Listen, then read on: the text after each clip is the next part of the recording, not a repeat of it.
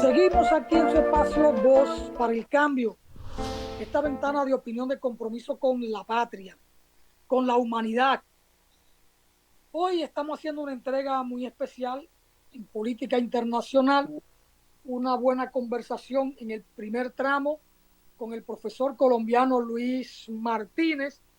Y ahora vamos a conversar con don Héctor Miolán, un hombre que asumo que nació en Loma de Cabrera y pasó muy buenos momentos en la ciudad de Dajabón, donde cultivó muy buenas amistades. Desde hace un tiempo está radicado en los Estados Unidos. Miolán es un militante de las mejores causas de la humanidad y con él quisiera mover lo que hoy pasa en Estados Unidos, la crisis que vive Estados Unidos a lo interno y la crisis a lo externo. El horno no está para galletitas en el imperio. Todos los imperios caen.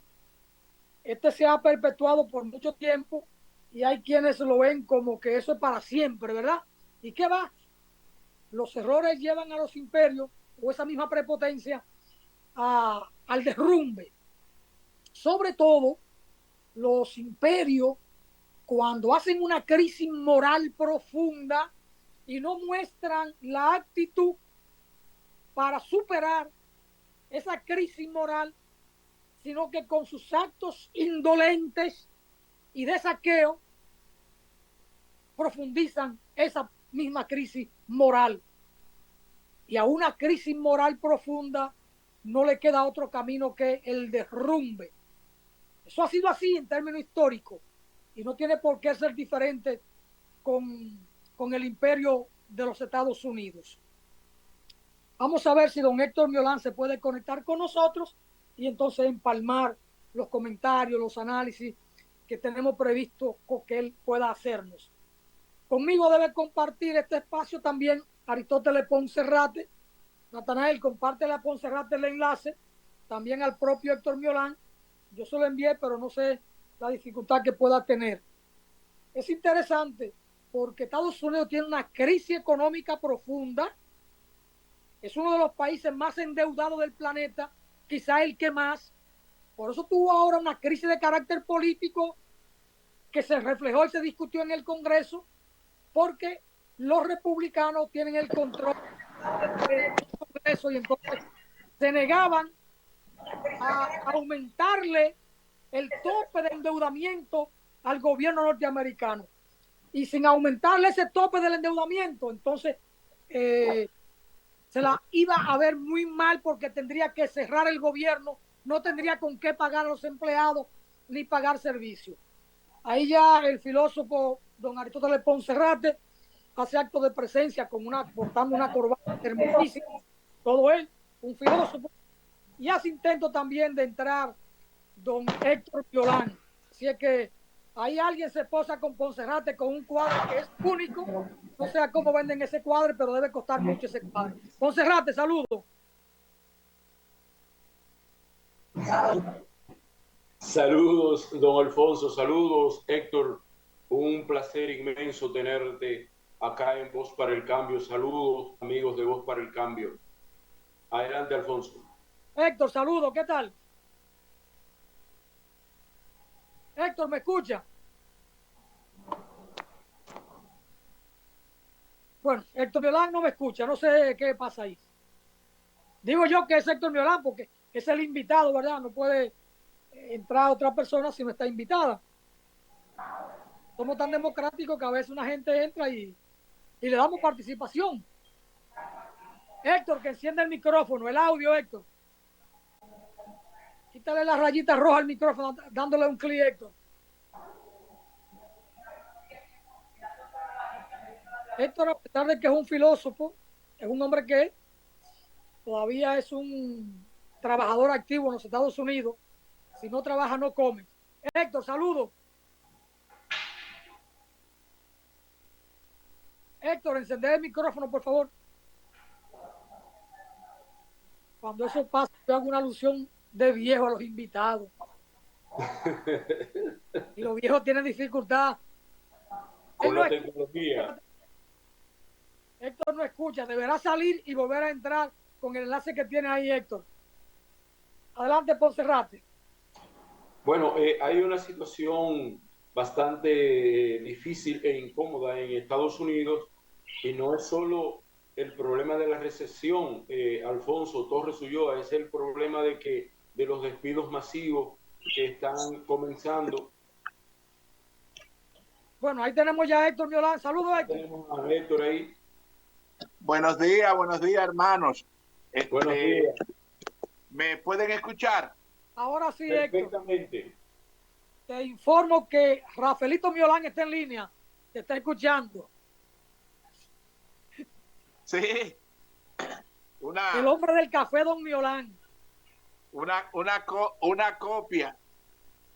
Así es la cosa. Héctor, yo comentaba en lo que tú llegabas sobre la situación que tiene hoy Estados Unidos, que incluso hubo una discusión entre republicanos y demócratas en el Congreso para que pudiera aprobarse el aumento del límite o del tope del endeudamiento, porque la crisis interna luce profunda en Estados Unidos. Así que nos gustaría que nos hablara de tus percepciones, tus apreciaciones de la crisis interna que tiene Estados Unidos. Yo hablo de crisis interna porque para mí la tiene, porque plantearse a nivel legislativo que se le aumente el tope para seguir endeudándose es un reconocimiento a su propio endeudamiento, y quien entra en un proceso de endeudarse es porque no tiene liquidez, es porque le falta fondos, es porque tiene dificultades económicas, entre Sí, otras cosas. es que no solamente desde el punto de vista político, el famoso techo de la deuda, eso es como quien dice el ahogado de García Márquez, fundamentalmente, o otro tipo de ahogado que se está alando por los cabellos para supuestamente, para intentar salvarse. Mira, es una dura realidad. Los trabajadores, fundamentalmente toda la clase media de Estados Unidos, si tú haces una comparación con lo que está ocurriendo en todo el mundo, porque la economía de Estados Unidos y la situación de Estados Unidos, tú tienes que verla en relación a lo externo, porque recuérdate que Estados Unidos como potencia económica, indiscutiblemente todavía la potencia económica más fuerte del mundo, tiene una dirección hacia, como decir popularmente, a un derricadero. Y es sencillo decir esto porque la economía, fundamentalmente la economía dolarizada de Estados Unidos, está totalmente, no diríamos bueno, una recesión, pero está en una crisis profunda a tal extremo de que los trabajadores y la clase media en Estados Unidos están pagando dicha crisis. La lucha no es sencillamente entre republicanos y demócratas, es una lucha interna por preservar el poderío económico y sobre todo financiero. Y te digo que no es sencillamente entre republicanos y demócratas, lógico, políticamente son las personas o los grupos que están dirigiendo el poder político. Pero dime. Entonces, nosotros, viendo la situación del famoso techo de la deuda, nos vemos en la obligación de explicar hasta dónde lleguen nuestra capacidad de análisis. Cuando te digo no el poder económico o el poder político entre ambos, significa de que, verbigracia, Estados Unidos tiene una deuda grandísima de miles de billones con su principal opositor internacional, que es no Rusia, sino China. Entonces, todo ese tipo de crisis que se están dando en lo político, en lo económico, se está manifestando más en estos momentos que con la cuestión China-Taiwán, sino con la cuestión ucraniana. O sea, ¿cómo es posible que se esté dando miles y miles de millones?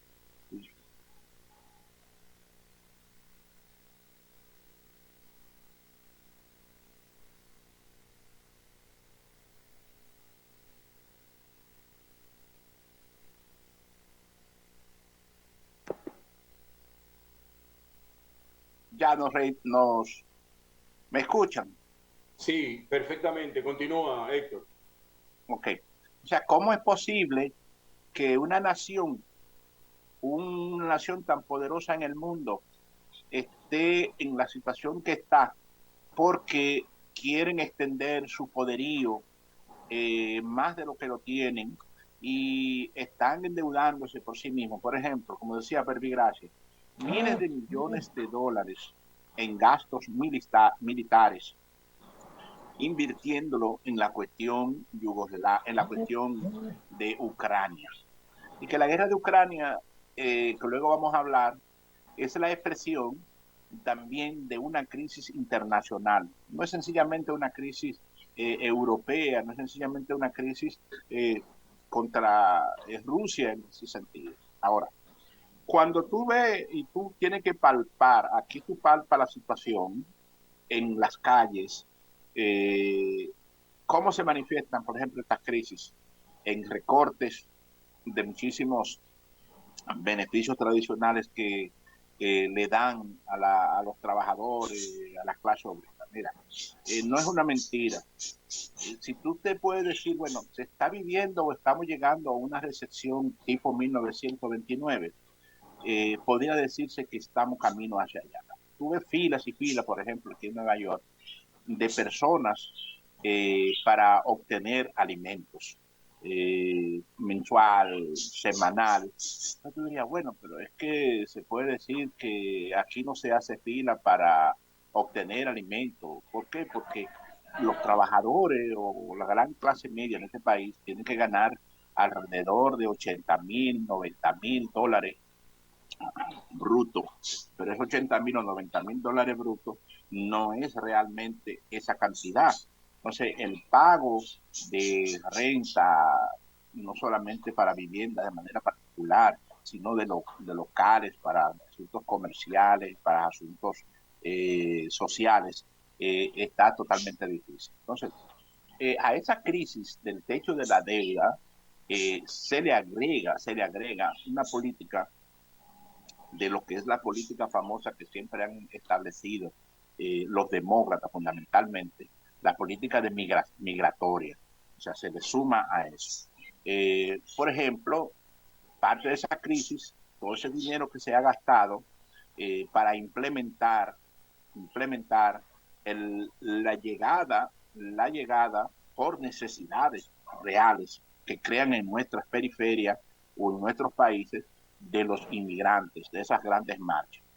Por ejemplo, en la ciudad de Nueva York en estos momentos está recibiendo miles y miles de inmigrantes de Venezuela, de Santo Domingo indirectamente, de toda Centroamérica. La gente diría, bueno, son intrusos que vienen, algo así por el estilo. No, es la necesidad de lo que se sufre al interior de las periferias, entonces se manifiesta, es como una especie de tú apretarte la barriga y vomitar, desgraciadamente hay que decirlo así, todas esas necesidades que hay en nuestro pueblo. La gente llega aquí a refugios y la vida mayormente de estos inmigrantes que están llegando a Nueva York, fundamentalmente, que vienen por México, llegan a Texas, California, todos esos lugares, lo mandan para acá porque, por ejemplo, Santos, un senador antinación, supernacionalista, proteccionista, los envía para esta parte, porque es la parte que dicen de los santuarios de recibir inmigrantes. Esa masa de trabajadores, esa masa de seres humanos, las angustias que pasan aquí son duras, muy difíciles. Muy difícil porque las personas venir para acá, conseguir trabajo, las dificultades que tienen. Entonces, esas crisis que se están dando, económicas y políticas, en todo Estados Unidos, se manifiesta de una manera tal que las personas que llegan aquí se les va, como quien dice, la idea que tenían de que iban a llegar al paraíso. No, no es el paraíso. Este no es el paraíso de Edén. O sea, la gente está pagando a nivel internacional las crisis que se está dando. Entonces, por ejemplo, tenemos autores como el premio Nobel Stiglitz, que habla de un capitalismo progresista. Stiglitz tiene una corriente fundamentalmente keynesiana. Nos dicen que se están enfrentando republicanos que son proteccionistas, demócratas que son de tipo keynesiano, pero es una mentira. Ahora mismo la lucha no es los intereses y las contradicciones, no es entre proteccionistas y keynesianos, o sea, la gente que defienden el asunto de los intereses del Estado, es al contrario. Y en estos momentos, los keynesianos, llamados keynesianos, sí quieren una economía estatal, pero una economía estatal que sirva para asegurar los intereses oligárquicos de Estados Unidos, fundamentalmente a favor de su política económica. Porque la diferencia entre republicanos y demócratas es una diferencia de forma, de cómo hacer, de cómo obtener y de cómo mantener el poder político. La industria militar, dicen, bueno, es que le favorece a la industria militar en Estados Unidos todo tipo de guerras. Bueno, pero si favoreciera a Estados Unidos como tal todo ese tipo de guerra, de compra, de armamento, favorece a las oligarquías militares, a las oligarquías que se engrandecen, tanto como la compra militar a nivel aéreo, la compra, vender instrumentos militares y cosas así por el estilo. Pero, ojo, como dice Ale, si tú te pones a pensar que Estados Unidos va a crecer con las guerras a nivel militar, no es así, no es así. ¿Por qué? Porque la población norteamericana, en su mayoría, los sectores populares y los sectores democráticos, están en su propio pellejo recibiendo, vamos a decir metafóricamente, las punzadas que está dando el sistema en relación a la economía, a la política, a la salud, a los beneficios que el trabajador se ha ganado. Entiéndalo. O sea, no, nada es gratis. Nada que se da es gratis. Por ejemplo, el sistema de pensiones, el sistema de comunicación, el sistema de negocio. O sea, ¿cómo es posible que un país tenga 3 o 4 o 5 oligarcas que determinen el control del mundo? Por ejemplo, yo no soy experto en el asunto de inteligencia artificial. No soy experto. Santo Domingo es un experto muy bueno en relación al sentido de lo que es la inteligencia artificial. Y si tú te pones a pensar, bueno, la inteligencia artificial será tan artificial o sustituirá en Estados Unidos y en el mundo entero el pensamiento humano. No, yo digo de paso que no. Entonces, ¿cómo es posible que 3 o 4, vuelvo y repito, oligarcas como Bezos, Musk, Bill Gates, tengan el control de la vida, de la economía de cientos de millones de Estados Unidos? Recuerden, todavía está palpable, muy vigente, aquella marcha de Occupy Wall Street, o sea, ocupar Wall Street, donde se decía que el 99% tiene un 1% y el 1% tiene el 99% de los beneficios de la economía norteamericana. Entonces, ellos son los que han creado la crisis. Ellos son los que tienen el control económico y político. Entonces, una nación, un país que mayormente vive trabajo de inmigrantes fundamentalmente, todo el trabajo mal pago lo tienen los inmigrantes. Entonces están buscando una manera. No solamente eso, no solamente eso.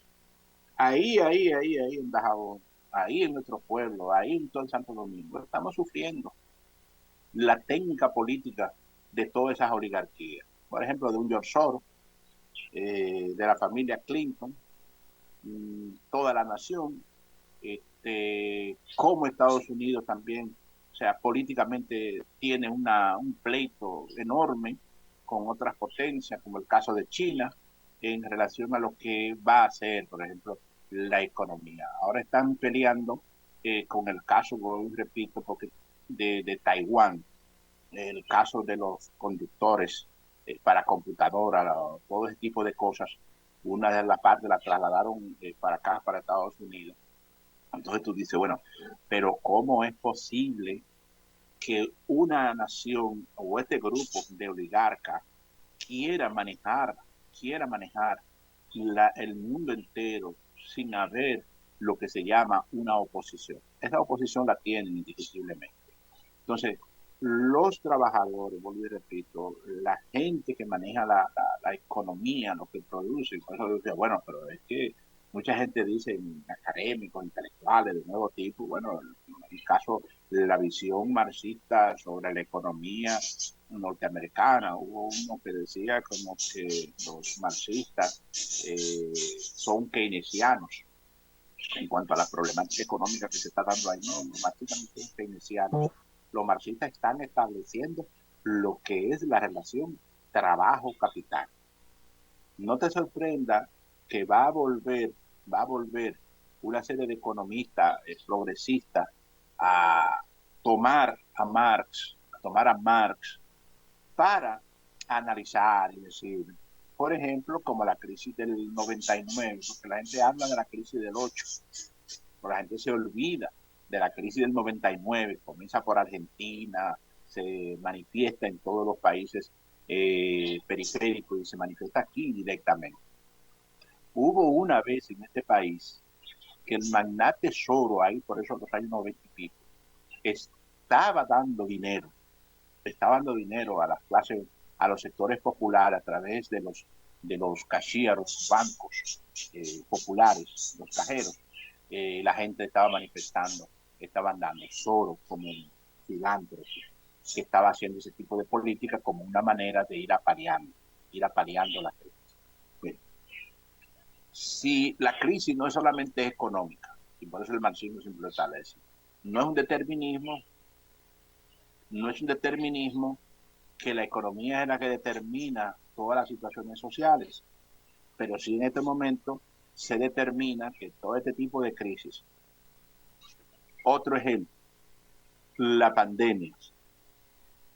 ¿Quiere decirme algo? Debemos ir a una pausa y retornamos enseguida. No, está bien, gracias. Ok, te enviamos otro enlace para conectarte. Ok. Pausamos, Natanael.